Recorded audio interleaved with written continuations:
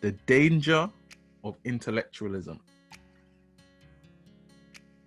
Intellectualism refers to related mental perspectives that emphasize the use, the development, and the reason and the exercise of the intellect, and also identifies the life of the mind of the intellectual person. In the field of philosophy, intellectualism is synonymous with rationalism, knowledge derived from reason. So basically, all knowledge comes from what you can, understand, and what you can reason, and what makes sense, and what, is logical according to our understanding.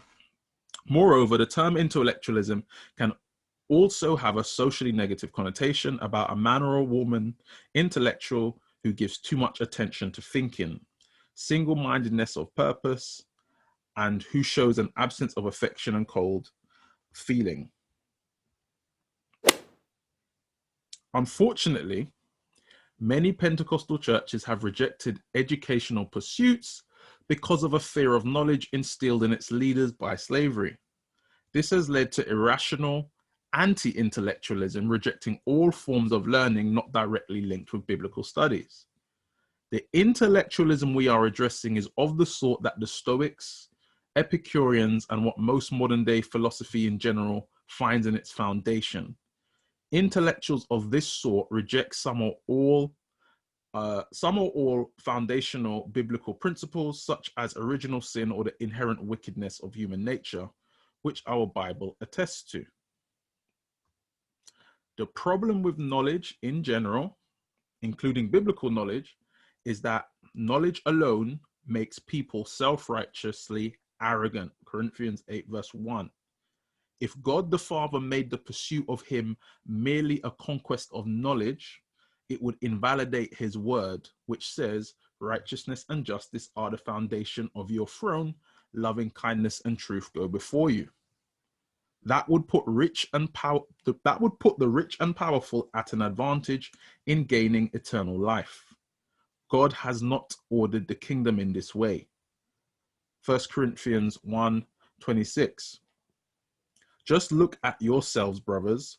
Look at those whom God has called. Not many of you are wise by the world's standards. Not many wield power or boast noble birth. But God chose what the world considers nonsense in order to shame the wise. God chose what the world considers weak in order to shame the strong. Isaiah 5:21. Woe to those seeing themselves as wise, esteeming themselves as clever. 1 Corinthians 3:19. For the wisdom of this world is nonsense as far as God is concerned, inasmuch as the Tanakh says, he traps the wise in their own cleverness. From the beginning of time, man has been attempting to figure out God, trying to restrict him to a formula, to comprehend him wholly in such a way as that we can measure him. This pursuit will never end. It is not that we should not seek to know God increasingly, for we must do that to see him in his fullness. But we will never in this life totally comprehend his totality. Our minds cannot even comprehend anything that has no beginning and no end. And that is the God we serve. When we come to God, regardless of age or stage, intellect or lack thereof, we start in the same place. His word is spiritually discerned, and the sacrifices of God are a broken spirit, a broken and a contrite heart. He desires truth in the inward parts.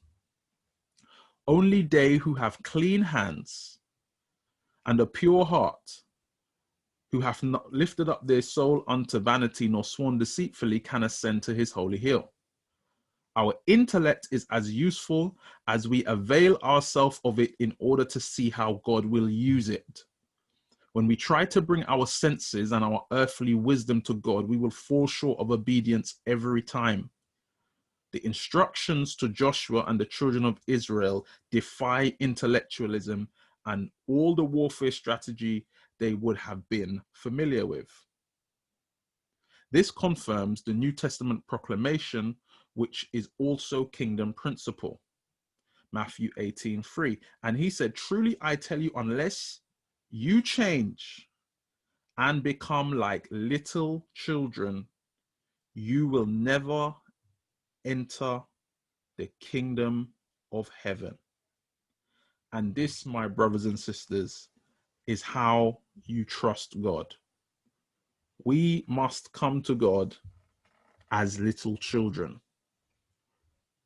As a child relies on its parents to do everything that it needs to come to the age of maturity, that's how we must stay looking unto God. Our wisdom and our intellect and our reason is never going to align with God, because his ways are above our ways and his thoughts are above our thoughts. And we need to solve this issue of self-determination that was birthed in us in the garden, because that is the battle we are truly fighting, that we want to retain some level of control over our lives. But there's something amazing about the Apostle Paul when he speaks regarding his struggles and his ministry. And he says this in 2 Corinthians 11:30, if I must boast, I will boast about the things that show how weak I am. What is Paul trying to say here? Paul is saying that if he's gonna boast, he will boast in the things that prove his weakness and ultimately his lack of control over events in his life. No man in their right mind would choose the affliction Paul suffered, but in his weakness, the power of God is made known to all who know his story. And his ministry gains affirmation through the gospel that is spread and affirmed through his testimonies. What Paul came to understand is that there's no point in him boasting about all of the revelations and all of the, the glamorous stuff that normal people would boast about, because that would be the normal human thing to do. Paul recognizes that I actually don't have any control over my life. And I am weak because I'm always subject to death. I'm always subject to situations that I wouldn't put myself in. But the power of God is revealed in the fact that I don't have any control over my life, but despite any crazy situation, shipwreck, stoning, having to escape from people who want to murder him, hostility, all manner of things. The power is in that, yeah, I don't have any control about what I'm subjected to, but as long as I'm relying on God, I will overcome all of that. And none of that can stop my purpose and destiny. None of that can hinder me. This is why when the guy, I think it was Agabus, came to tie him up and saying, oh, if you go to Jerusalem, or this is going to happen to you, or was it Rome? He's like, don't bother me. Don't come to me with that. Don't try to make me sad. Like, this is what I do. I don't have any control over what happens. So whether I stay or whether I go to Jerusalem, something's going to happen to me. So I might as well go. And so we need to actually completely throw our wisdom and our intellect into the hand of God and say, God, nothing wrong with education, nothing wrong with getting as much knowledge as you can, but all of that is only as valuable as you hand it over to God and say, God, what do you want to do with that? What do you want to do with me? What do you bid me to do with all that I am? Right? Our power and our strength is in the fact that we don't control the events of our life when we follow God, but we know that the one who controls everything is in control of our destiny and purpose if we fully and totally submit to him. So that is all for today. Who would require prayer?